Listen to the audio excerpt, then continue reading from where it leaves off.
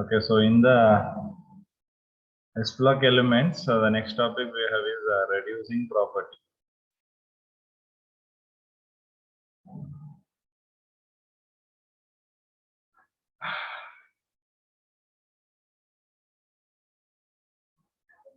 So already we have studied reduction ಬಗ್ಗೆ ಓದಿದೀವಿ. So reducing property is nothing but it's about reducing agent. Alkali metals ಏನಿದೆ ಇಲ್ಲಿ ನಮಗೆ these alkali metals are going to be strong reducing agent.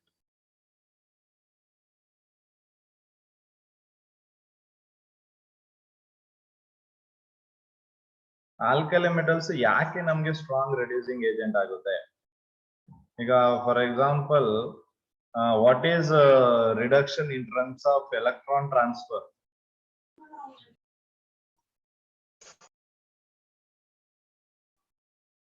Reduction ಅಂದ್ರೆ ಏನು in terms of electron transfer?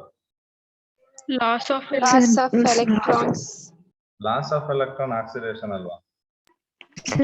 Gain of electrons. ಗೇನ್ ಆಫ್ ಎಲೆಕ್ಟ್ರಾನ್ ಆಗ್ಬೇಕದು.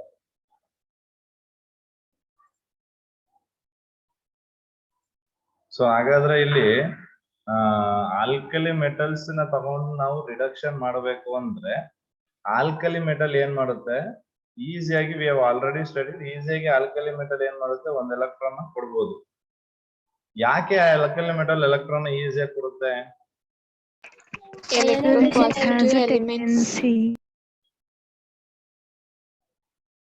ಯಾಕೆ electron ಈಸಿಯಾಗಿ ಕೊಡುತ್ತೆ? ಒಂದೇ ವರ್ಡ್ ಅದಕ್ಕೆ, Ionization ಅಂತ.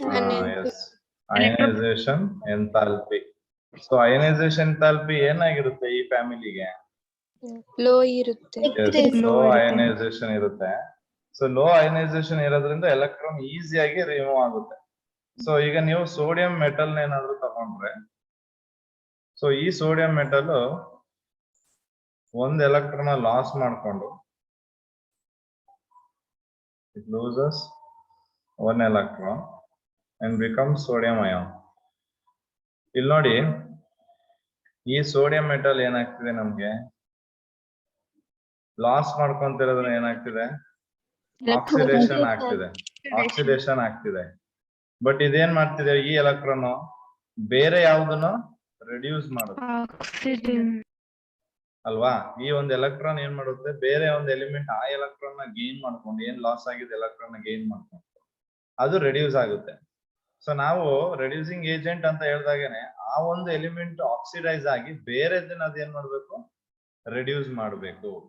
ಸೊ ಇಲ್ಲಿ ಅದೇ ಪ್ರೋಸೆಸ್ ಆಗ್ತಾ ಇರೋದು ನೀವು ಆಲ್ಕಲಿ ಮೆಟಲ್ಸ್ ಅಲ್ಲಿ ಅಬ್ಸರ್ವ್ ಮಾಡಿದ್ರೆ. ಸೊ ಹಾಗಾಗಿ ಆಲ್ ದ ಆಲ್ಕಲಿ ಮೆಟಲ್ಸ್ ನಮಗೆ ಏನಿದೆ, they are going to be strong reducing agent. Reason ಏನಕ್ಕೆ why alkali metals are strong reducing agent ಅಂದ್ರೆ ಸಿಂಪಲ್ ರೀಸನ್ ನೀವೇನ್ ಕೊಡ್ತೀರಾ? ಬಿಕಾಸ್ ಆಫ್ ದ ಸೊ ಇದನ್ನ ತುಂಬಾ ಸಲ ಹೇಳಿದೀನಿ. ಮೋಸ್ಟ್ ಆಫ್ ದ ಏನು ಕ್ವಶನ್ಸ್ ಗೆ ನಮ್ಗೆ ಇಲ್ಲಿ ಆನ್ಸರ್ ಲೋ ಅಯನೈಸೇಷನ್ ಎಂಥಾಲ್ಪಿ ಅಂತಾನೆ ಇರುತ್ತೆ. ಸೊ ಹಾಗಾಗಿ ಇಲ್ಲೂ ಕೂಡ ಯಾಕೆ alkali metals strong reducing agent ಆಗುತ್ತೆ ಅಂದ್ರೆ ನೀವು ಸಿಂಪಲ್ ಆಗಿ ಏನ್ ಹೇಳ್ಬೋದು? Because of the low ionisation enthalpy.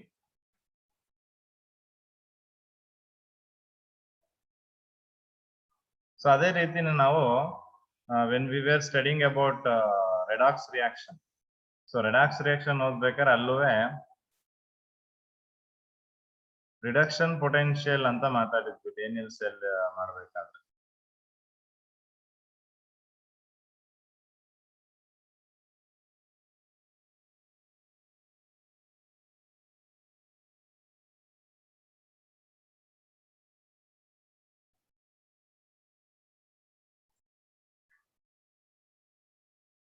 So ಅಲ್ಲಿ lower electrode potential, lower the electrode potential, higher the tendency to undergo oxidation.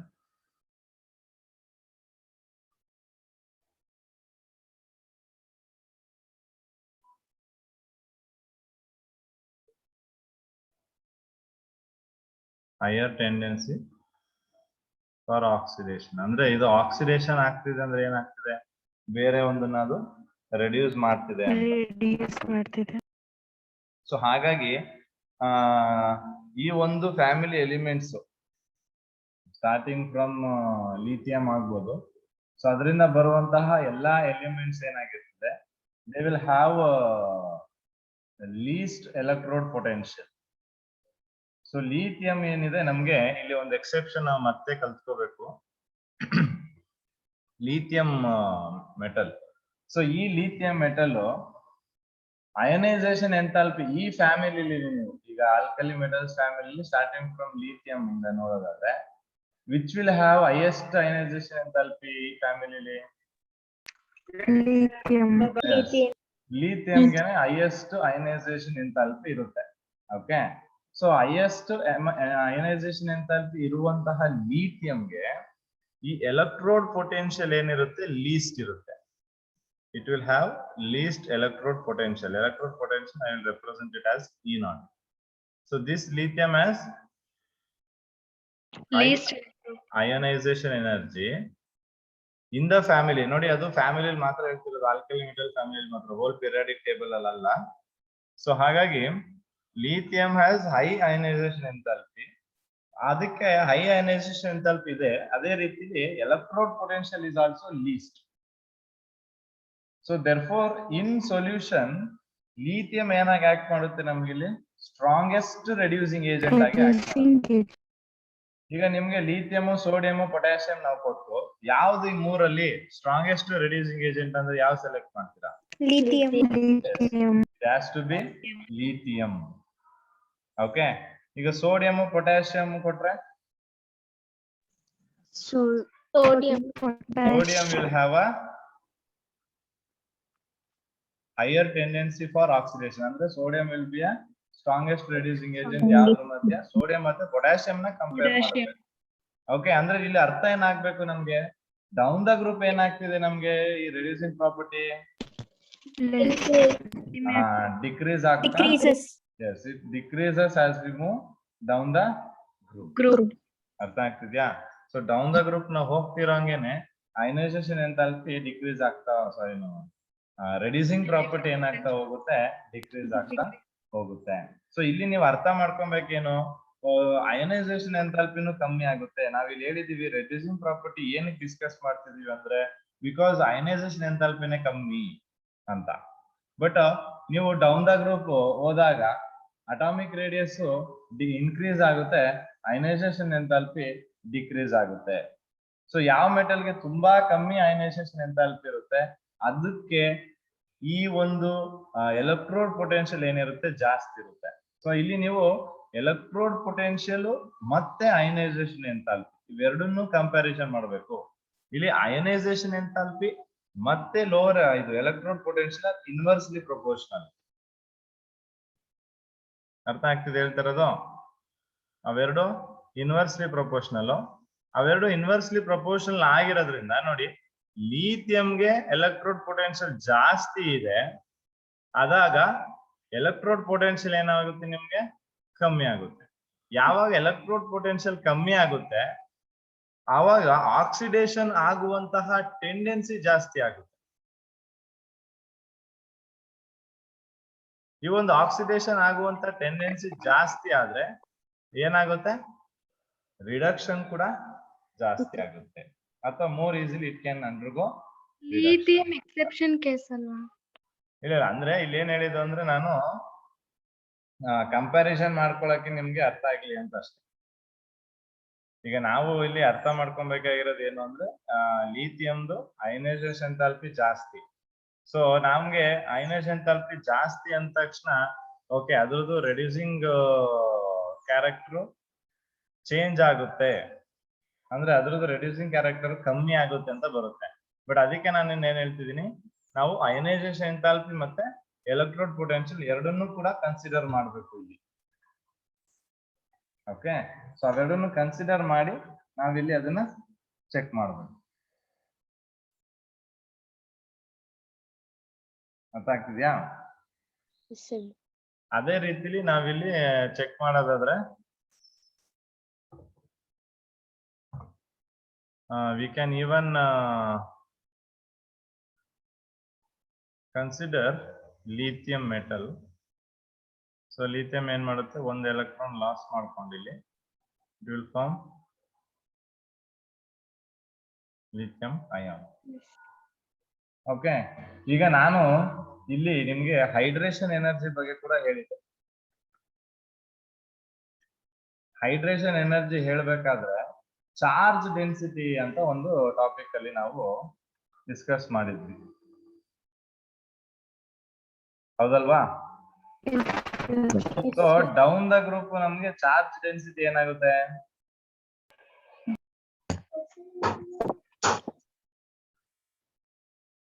Down the group charge density decrease ಆಗುತ್ತೆ.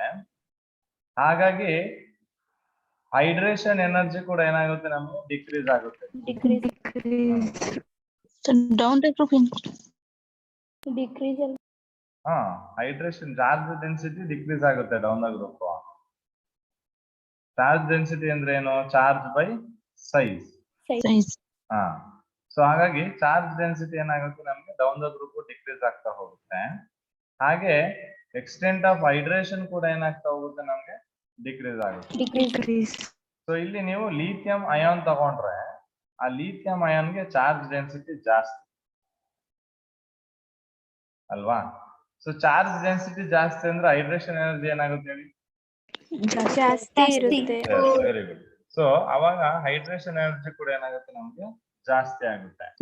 So ಆ ಒಂದು ಹೈಡ್ರೇಷನ್ ಎನರ್ಜಿ ಏನು ಲಿಬರೇಟ್ ಆಗುತ್ತೆ, ಆ ಎನರ್ಜಿ ಏನ್ ಮಾಡುತ್ತೆ ಇಲ್ಲಿ ನಮ್ಗೆ ಸಬ್ಲಿಮೇಷನ್ ಅಂತ ನೀವು ಕೇಳಿರ್ತೀರ. ಸಬ್ಲಿಮೇಷನ್ ಎನರ್ಜಿ ಮತ್ತೆ ಅಯನೈಸೇಷನ್ ಎನರ್ಜಿ ಎರಡು ಬರುತ್ತೆ ನಮ್ಗೆ. ಸಬ್ಲಿಮೇಷನ್ ಎನರ್ಜಿ ಬಂದು ಒಂದು ಮೆಟಲ್ ನ ಅಂದ್ರೆ ಸಾಲಿಡ್ ಸ್ಟೇಟ್ ಇಂದ ಡೈರೆಕ್ಟ್ ಆಗಿ ನಾವೇನ್ ಮಾಡ್ತೀವಿ, ಗೇಸಿಯಸ್ ಸ್ಟೇಟ್ ಗೆ. ನಾವ್ ಇದನ್ನ ಬಾರ್ನ್-ಹ್ಯಾಬರ್ ಸೈಕಲ್ ಅಲ್ಲಿ ಕೂಡ ಓದಿದೀವಿ. Yes sir. ಸೊ ಹಾಗಾಗಿ ಇಲ್ಲಿ ನಮ್ಗೆ when we are discussing about the energy, so ಅವಾಗ ಏನ್ ಮಾಡ್ತೀವಿ ನಾವಿಲ್ಲಿ ಹೈಡ್ರೇಷನ್ ಎನರ್ಜಿನ ಕನ್ಸಿಡರ್ ಮಾಡ್ತೀವಿ. ಅಯನೈಸೇಷನ್ ಎಂಥಾಲ್ಪಿ ಅಂದ್ರೆ ಅಯನೈಸೇಷನ್ ಎನರ್ಜಿ ಕನ್ಸಿಡರ್ ಮಾಡ್ತೀವಿ. ಅದೇ ರೀತಿ ಸಬ್ಲಿಮೇಷನ್ ಎನರ್ಜಿ ಕೂಡ ಕನ್ಸಿಡರ್ ಮಾಡ್ತೀವಿ. ಸೊ ಈ ಮೂರು ಎನರ್ಜೀಸ್ ನ ಕನ್ಸಿಡರ್ ಮಾಡಿ ಅವರು ಕ್ಯಾಲ್ಕುಲೇಷನ್ ಮಾಡಿದಾಗ ಬೇರೆ ಎಲ್ಲಾ ಎಲಿಮೆಂಟ್ಸ್ ಗೆ ಕಂಪೇರ್ ಮಾಡಿದ್ರೆ ಲಿಥಿಯಂದು ಎಲೆಕ್ಟ್ರೋಡ್ ಪೊಟೆನ್ಶಿಯಲ್ ಏನಾಗುತ್ತೆ, ಕಮ್ಮಿ ಬರುತ್ತೆ. ಸೊ ಆ ಒಂದು ನೋಟ್ ಅಲ್ಲಿ they say that it is becomes a strongest reducing agent ಅಂತ ಹೇಳ್ತಾರೆ. ಸೊ ಹಾಗಾಗಿ ಈ ಒಂದು ಫ್ಯಾಮಿಲಿ ನಮ್ಗೆ ಸ್ಟ್ರಾಂಗೆಸ್ಟ್ ರೆಡ್ಯೂಸಿಂಗ್ ಏಜೆಂಟ್ ಯಾವ್ದಾಗಿರ್ತದೆ ಅಂದ್ರೆ lithium will be the strongest reducing agent. ನೀವು ಯಾಕೆ ಲಿಥಿಯಂ ಸ್ಟ್ರಾಂಗೆಸ್ಟ್ ರೆಡ್ಯೂಸಿಂಗ್ ಏಜೆಂಟ್ ಅಂತ ಕೇಳಿದ್ರೆ ಏನ್ ಹೇಳ್ತೀರಾ? Because highest ionization energy. High ionisation energy ಅಂತ ಒಂದ್ ಹೇಳ್ತೀರಾ. ಅದೇ ರೀತಿ ಏನ್ ಹೇಳ್ಬೇಕು? ಲೀಸ್ಟ್ ಎಲೆಕ್ಟ್ರೋಡ್ ಪೊಟೆನ್ಶಿಯಲ್ ಅಂತ ಆಡ್ ಮಾಡ್ಬೇಕು. ಇವ್ ಎರಡು ರೀಸನ್ ಕೊಟ್ರೆ ಸಾಕು, ಜಾಸ್ತಿ ಏನ್ ಬೇಡ, ಬೇರೆ ಎಕ್ಸ್ಟ್ರಾ ಏನು ಹೇಳೋದು ಬೇಡ. ಹೈ ಅಯನೈಸೇಷನ್ ಎಂಥಾಲ್ಪಿ ಇರೋದ್ರಿಂದ they will have least electrode potential, because of which lithium acts as a strong reducing agent ಅಂತ ನೀವು ಆನ್ಸರ್ ಬರೆದ್ರೆ ಸಾಕು. ಅಷ್ಟೇ ಬೇಕಾಗಿರೋದು ಆನ್ಸರ್.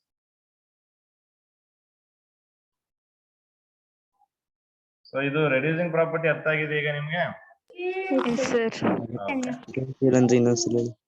ಯಾವ್ದಪ್ಪ? Electrode potential.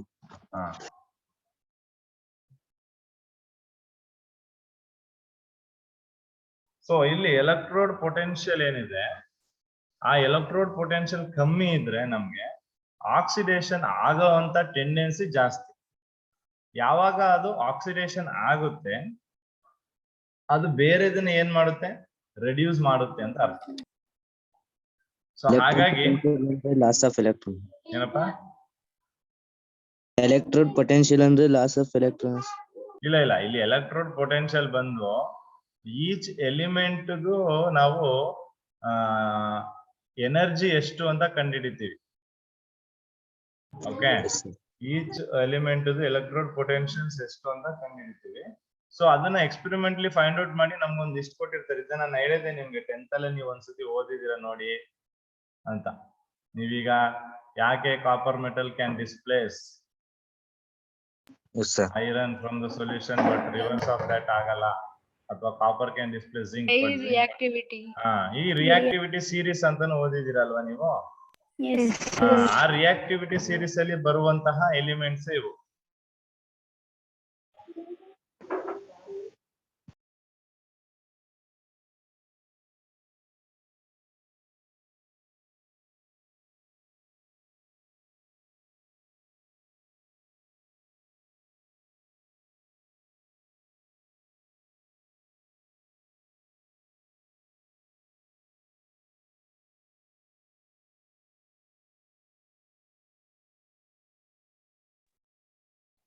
ಓಕೆ, ಸೊ ಆ ಒಂದು ರಿಯಾಕ್ಟಿವಿಟಿ ಸೀರೀಸ್ ಅಲ್ಲಿ ನೀವು ಚೆಕ್ ಮಾಡಿದ್ರೆ ಲಿಥಿಯಂ ಮೆಟಲ್ಗೆ ಲೀಸ್ಟ್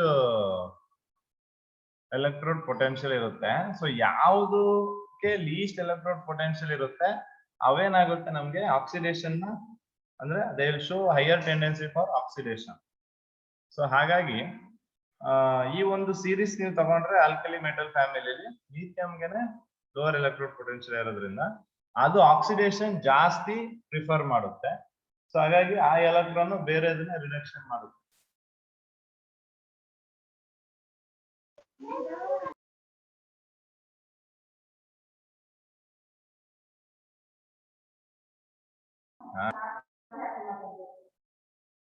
ಓಕೆ, ಸೊ ಹಾಗಾಗಿ ಲೋವರ್ ಎಲೆಕ್ಟ್ರೋಡ್ ಪೊಟೆನ್ಶಿಯಲ್ ಇರುವಂತಹ elements shows higher tendency for oxidation. ಅದೇ ನೀವು ರಿವರ್ಸ್ ಮಾಡೋದಾದ್ರೆ ಹೈಯರ್ ಎಲೆಕ್ಟ್ರೋಡ್ ಪೊಟೆನ್ಶಿಯಲ್ ಇರುವಂತದ್ದು ಏನ್ ಮಾಡುತ್ತೆ?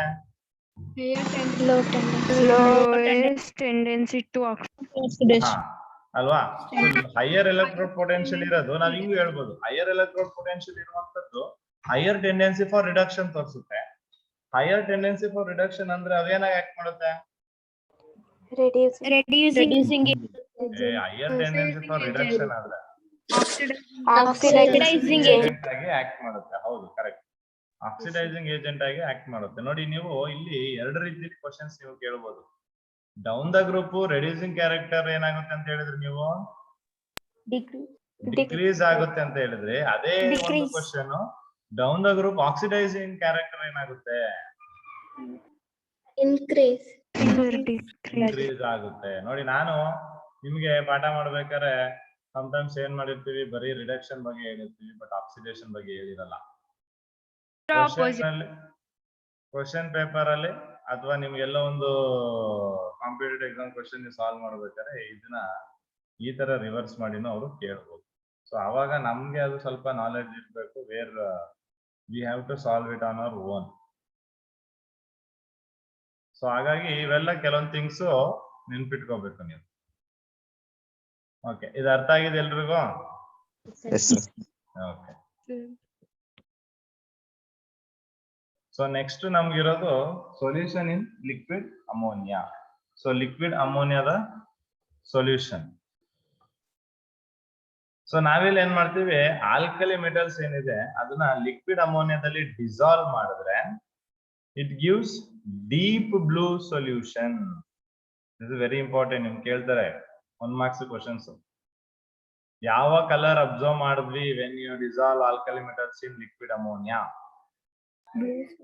ಸೊ ಅವಾಗ ಅದು ನಿಮ್ಗೆ ಹೇಳ್ಬೇಕು ಡೀಪ್ ಬ್ಲೂ ಸೊಲ್ಯೂಷನ್. ನೀವು ಬರೀ ಬ್ಲೂ ಸೊಲ್ಯೂಷನ್ ಅಂತ ಬರೋದು again it's wrong. It should be deep blue solution. Okay, so ಈ ಒಂದು ಸೊಲ್ಯೂಷನ್ ಗಳು ಏನಾಗಿರ್ತದೆ ಅಂದ್ರೆ, ನೀವು ಆಲ್ಕಲಿ ಮೆಟಲ್ಸ್ ನ ಯಾವಾಗ ಲಿಕ್ವಿಡ್ ಅಮೋನಿಯಾದಲ್ಲಿ ಡಿಸಾಲ್ವ್ ಮಾಡ್ತೀರಾ ಆಗ ಆ ಸೊಲ್ಯೂಷನ್ ಏನಾಗಿ ಕನ್ವರ್ಟ್ ಆಗುತ್ತೆ ಅಂದ್ರೆ ಕಂಡಕ್ಟಿಂಗ್ ಸೊಲ್ಯೂಷನ್ ಆಗಿ ಕನ್ವರ್ಟ್ ಆಗುತ್ತೆ. ಕಂಡಕ್ಟಿಂಗ್ ಅಂದ್ರೆ ಗೊತ್ತಿದೆಯಲ್ವ ನಿಮ್ಗೆ? ಕಂಡಕ್ಟಿಂಗ್ ಅಂದ್ರೆ ಏನು? ಅದ್ರ ಮೂಲಕ ಎಲೆಕ್ಟ್ರಿಸಿಟಿನ ಪಾಸ್ ಮಾಡಕ್ಕೆ.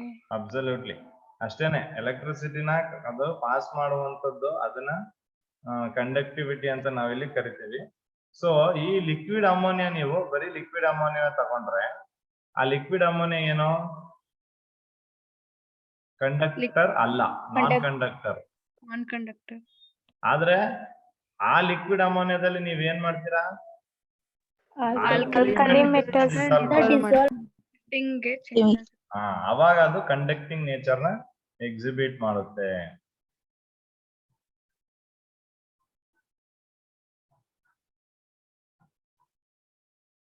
ಓಕೆ, ಸೊ ಈಗ what we have to do is here we need to understand ಹೇಗೆ ಇದು ಕಂಡಕ್ಷನ್ ಮಾಡೋಕೆ ಪಾಸಿಬಿಲಿಟಿ ಆಯ್ತು. How this possible? Okay, so the reaction ನಾವಿಲ್ಲಿ ಅಬ್ಸರ್ವ್ ಮಾಡೋಣ. ನೆಕ್ಸ್ಟ್ ನೋಡಿ, ಸರ್ ಯಾಕೆ ಬ್ಲೂ ಕಲರ್ ಕೊಡ್ಬೇಕು? ಅದನ್ನ ಈಗ ಹೇಳ್ತೀನಿ ನಾನು, ಯಾಕೆ ಬ್ಲೂ ಕಲರ್ ಬರುತ್ತೆ ಅಂತ. ನೋಡಿ, ಇವಾಗ ನಾನು ನಿಮ್ಗೆ ಇದೊಂದನ್ನ ಹೇಳಿದ್ದೆ, ಯಾವುದು ಫ್ಲೇಮ್ ಕಲರ್ಸ್ ಅಂತ, ನೆನ್ಪಿದ್ಯಾ? ಅಲ್ಲಿ ಹೇಳಿದ್ದೆ ನಿಮ್ಗೆ ಯಾಕೆ ನಿಮ್ಗೆ ಇದಿದೆ ಕಲರ್ಗಳು ಬರ್ತಿದೆ ಅಂತ. ಎಷ್ಟು ವೇವ್ ಲೆಂತ್ ಅಬ್ಸರ್ವ್ ಮಾಡೋ ಕೆಪಾಸಿಟಿ ಇರುತ್ತೆ. ಹೌದು, ಕರೆಕ್ಟ್. ನೀವು ಯಾವುದೇ ಒಂದು ಸೊಲ್ಯೂಷನ್, ಯಾವುದೇ ಒಂದು ಎಲಿಮೆಂಟ್, ಯಾವುದೇ ಕಾಂಪೌಂಡ್ ತಗೊಳ್ಳಿಯಪ್ಪ, ನಿಮಗೆ ಯಾಕ ಕಲರ್ ಬರ್ತಿದೆ? It is completely because of the visible region. ಅರ್ಥ ಆಗ್ತಿದ್ಯಾ ನಿಮ್ಗೆ? ಆ ವಿಸಿಬಲ್ ರೀಜನ್ ಅಲ್ಲಿ, ಆ ವೇವ್ ಲೆಂತ್ ಅಲ್ಲಿ ನಿಮ್ಗೆ ಆ ಒಂದು ಏನು ಎಕ್ಸೈಟೇಷನ್ ಆಗಿ ಆ ಒಂದು ಎಲೆಕ್ಟ್ರಾನ್ ಏನಾಗ್ತಿದೆ, ಗ್ರೌಂಡ್ ಸ್ಟೇಟ್ ಬರ್ಬೇಕಾದ್ರೆ ಎಮಿಟ್ ಮಾಡುವಂತಹ ಕಲರ್ ಅದು. ಸೊ ಹಂಗಾಗಿ ನಿಮ್ಮೆಲ್ರಿಗೂ ಕಾಣಿಸೋದು ಅದೇ colour. Okay, so it is purely about the absorption of energy and emitting the energy. ಓಕೆನಾ?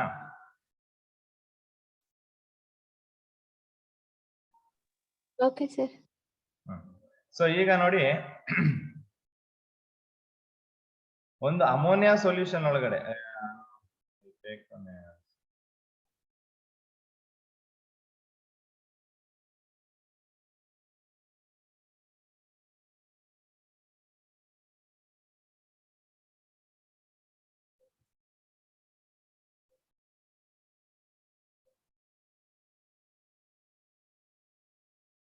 ಈಗ ಅಮೋನಿಯಾ ಸೊಲ್ಯೂಷನ್ ಒಳಗಡೆ ನಾವು ಆಲ್ಕಲಿ ಮೆಟಲ್ ಹಾಕ್ತೀವಿ.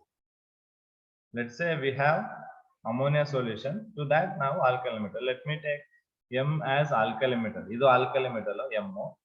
ಇದನ್ನ ಏನ್ ಮಾಡ್ತಿದೀವಿ ನಾವು? ಅಮೋನಿಯಾ ಸೊಲ್ಯೂಷನ್ ಗೆ ಹಾಕ್ತಿದೀವಿ. That is NH3. Okay, liquid ammonia. So ಇದೇನ್ ಮಾಡುತ್ತೆ, ನಮಗೆ ಒಂದು ಕಾಂಪ್ಲೆಕ್ಸ್ ನ ಫಾರ್ಮೇಶನ್ ಮಾಡುತ್ತೆ. X+Y ಅಂತ ಏನು? I'll tell you.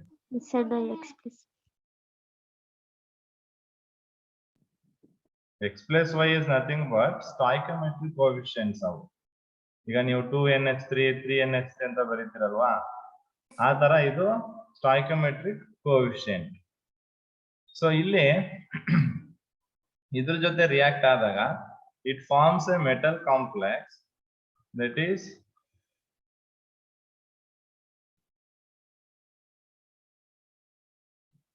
ಈ ತರ ಒಂದು ಮೆಟಲ್ ಕಾಂಪ್ಲೆಕ್ಸ್ ಫಾರ್ಮೇಶನ್ ಆಗುತ್ತೆ. ಇದ್ರ ಜೊತೆಗೆ ನೋಡಿ, E ಆಫ್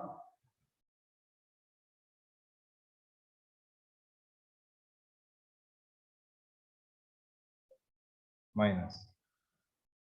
ಓಕೆ, ಯಾವಾಗ ನೀವು ಮೆಟಲ್ ನ ಆಲ್ಕಲಿ ಮೆಟಲ್ ಅಮೋನಿಯಾ ಸೊಲ್ಯೂಷನ್ ಗೆ ಹಾಕ್ತೀರಾ, ಆವಾಗ ಅಯೋನೈಸಸ್ ಟು ಫಾರ್ಮ್ ಅಮೋನಿಯೇಟೆಡ್ ಮೆಟಲ್. ನೋಡಿ, ಇದು ಅಮೋನಿಯೇಟೆಡ್ ಮೆಟಲ್. ಇದು this one is ammoniated metal. Okay, ಇನ್ನೊಂದು ಯಾವ್ದು ಇದು? E ಅಂದ್ರೆ ಏನು? ಎಲೆಕ್ಟ್ರಾನ್. ಸೊ ಇದು ಅಮೋನಿಯೇಟೆಡ್ ಮೆಟಲ್ ಆದ್ರೆ ಇದು ಏನಾಗುತ್ತೆ? ಅಮೋನಿಯೇಟೆಡ್ ಎಲೆಕ್ಟ್ರಾನ್ ಆಗುತ್ತೆ.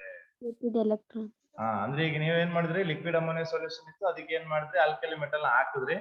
ಆಗಿದ ತಕ್ಷಣ ಏನಾಗಿ ಡಿವೈಡ್ ಆಯ್ತು? ಇದು ಅಮೋನಿಯೇಟೆಡ್ ಮೆಟಲ್ ಮತ್ತೆ ಅಮೋನಿಯೇಟೆಡ್